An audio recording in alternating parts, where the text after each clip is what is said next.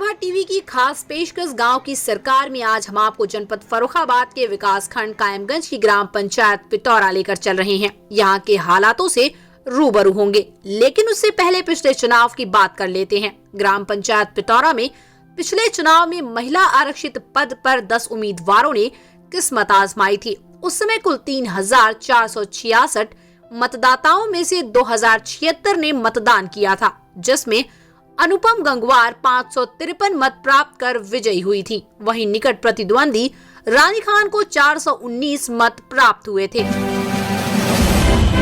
विकासखंड कायमगंज की ग्राम पंचायत पितौरा, जो देश के तीसरे राष्ट्रपति डॉक्टर जाकिर हुसैन, सुल्तान आलम खान, खुर्शीद आलम खान, सलमान खुर्शीद व अनवार खान जैसे बड़े बड़े कद्दावर राजनीतिज्ञों का भी गांव है।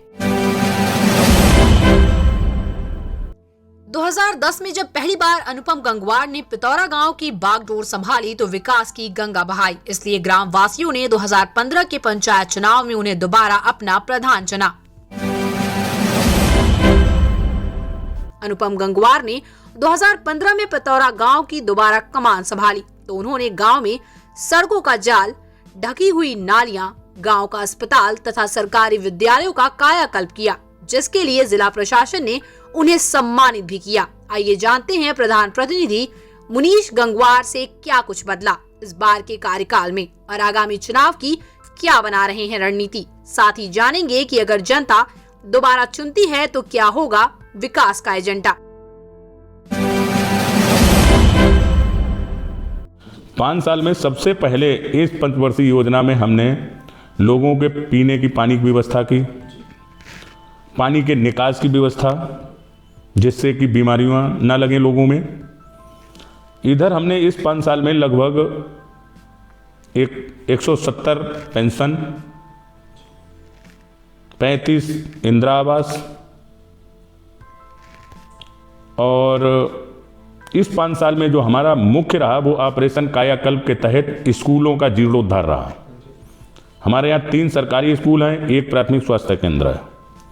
तीनों का हमने कायाकल्प कराया, जिसमें हमें जिले के माननीय डीएम महोदय द्वारा एक प्रशस्ति पत्र दिया गया, जो ये हमारा ये है, जिसमें कि जिले में हमारे स्कूल सबसे अच्छे बने हुए हैं। इस पंचवर्षीय योजना में हमने जो अपना मुख्य रूप से अब स्टार्ट किया था वो हमारा ये था, सीसी सड़कों के आसपास जो नालियां रहती हैं उनको बीमारी की नज़र से देखते हुए उनको ढकने का काम किया। हमने पटिया से उनको ढकने का काम किया, जिससे कि स्वास्थ्य आदमी का ठीक रहे, बीमारी न लगे।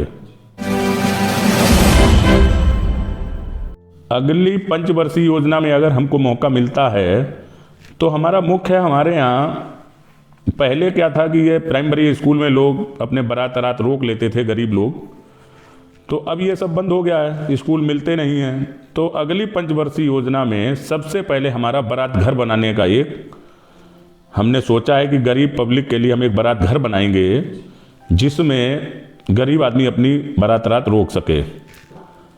और तो जो सरकार की योजनाएं आएंगी वो तो पहुंचाएंगे ही हम। बाकी हमारे यहाँ कोई ऐसा बड़ा काम नहीं है अगली पंचवर्षीय योजना के लिए। गांव में हम एंट्री करते हैं जी जी, वो 100 मीटर का रोड वो काफी जर्जर है जी। उसमें समस्या ये रही, वो रोड एक्चुअली में पीडब्ल्यूडी का रोड है।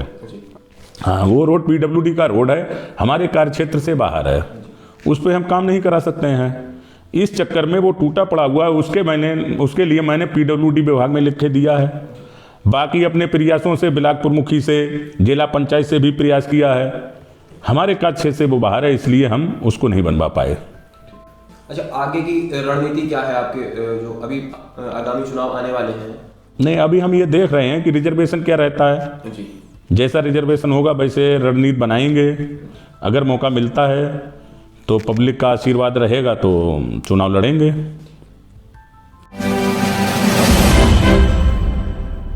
इसके साथ ही आइए बात करते हैं गांव के ही शिक्षक अनिल गंगवार से, जो आदर्श इंटर कॉलेज के प्रधानाचार्य हैं। गांव के राजनीतिक इतिहास को उनसे जानते हैं, साथ ही विकास से जुड़े कार्यों और मुद्दों पर भी चर्चा करेंगे।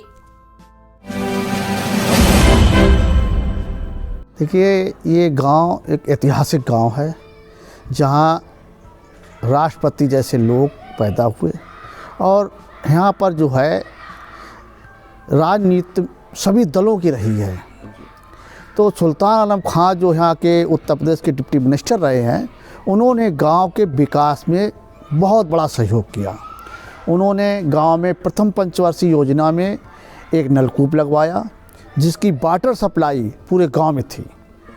इसके बाद उन्होंने फ्रूट फैक्ट्री लगाई जिसमें उन्होंने अपनी ज़मीन दान दी, लेकिन वो सन 1990 में मुलायम सरकार में इसे बंद कर दिया गया, जो आज खंडहर के रूप में पड़ी है।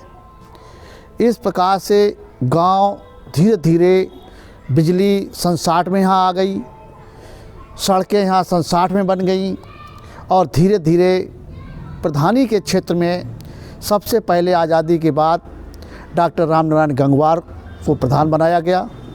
इसके बाद जो है मदन खां प्रधान हुए, जिन्होंने 40 साल इस गांव में प्रधानी की।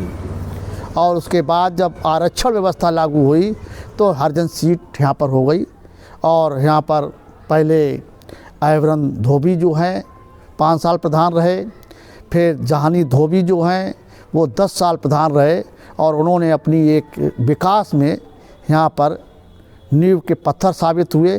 पूरी ईमानदारी के साथ में उन्होंने काम करा और आज वो व्यक्ति, वैसे लोग कई कहते हैं कि प्रधानी में लोग रईस हो जाते हैं, वो बेचारा आज भी मजदूरी कर रहा है।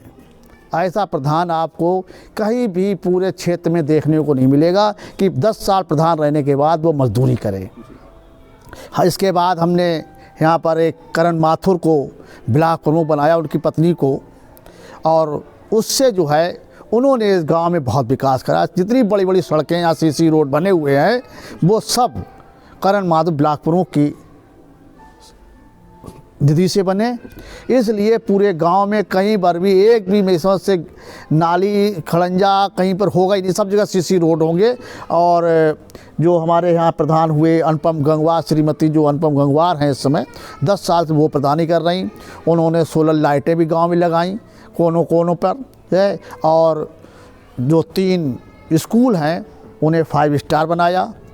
लोग यहाँ पर उनके जो है ज़िले में चर्चा होती उन स्कूलों की है और वो स्वयं बैठ के काम कराते हैं। कहीं कोई शिकायत उनकी गुणवत्ता में नहीं कर सकता है। और अभी जो सुलभ शौचालय सरकार की जो नीति थी उसके तहत आया, वो भी बढ़ रहा है। सरकार की एक नीति केवल गांव में मुझे फेल दिख रही है, वो है घरों में जो शौचालय बनाए वो पैसा जो है उनका सरकार का मिशन फेल हो गया है। क्योंकि आबादी तेज़ी से बढ़ी, हम लोग शहर के नज़दीक रहते हैं, छोटे छोटे लोगों के घर हैं, शौचालय तो बनवा लिए लेकिन वहाँ पर ना पानी की व्यवस्था है, क्योंकि जब उनके रहने के लिए एक कमरा है तो शौचालय कैसे व्यवस्थित हो। लेकिन जो सुलभ शौचालय बनाए जा रहे हैं ये सरकार की नीति यहाँ पर सफल होगी। और मैं तो कहता हूँ कि गाँव के चारों तरफ जो है कम से कम एक की जगह 4 सुलभ शौचालय बने, जिससे गरीब लोगों को इसका फ़ायदा मिलेगा। रोज़गार यहाँ पर शहर के नज़दीक होने के कारण कोई बेरोज़गारी की बहुत समस्या नहीं रहती है। कुछ लोग अपने दुकानों से जुड़े हुए हैं, कुछ लोग जो हैं अपने शहर में जाके जो है दूसरे काम करते हैं, कोई फेरी लगाता है। और हमारे गांव में ही कम से कम सभी सुविधाएं उपलब्ध हैं। 25 छोटी बड़ी दुकानें यहाँ पर हैं। अच्छा, जब एंट्री करते हैं गांव के लिए तो वहाँ कोल्ड के पास ये काफ़ी जर्जर है सड़क, इसका क्या कारण रहा? ऐसा हुआ उसमें कि एक पिछली सपा सरकार जब थी तो यार आलम ने, एक मंत्री जी थे, उनसे कहकर एक रोड सीसी करवाया। तो वो उनके शांति कुटीर से लेकर और डीपीएस स्कूल तक हुआ और जो वो 100 मीटर की जो रास्ता रह गया वो टूट गया। तो इसकी वजह से, क्योंकि उतना ही पैसा उसे मिला तो वहीं तक बन पाई है। तो जो छूट गया है तो अब किसी दूसरे ने उस पर ध्यान नहीं दिया 100 मीटर की वजह से, और गांव के प्रधान भी उसे बनवा नहीं सकते हैं। जबकि एक सड़क अभी जो है वर्तमान विधायक अमर सिंह खटिक ने जो है करीब 200 मीटर जो है बनवाई है और लगभग मेरे हिसाब से 14-15 फीट चौड़ी भी बनवाई है। बड़ी अच्छी सड़क बनी है वो, हाँ, मुख्य मार्ग से उसे जोड़ा गया है।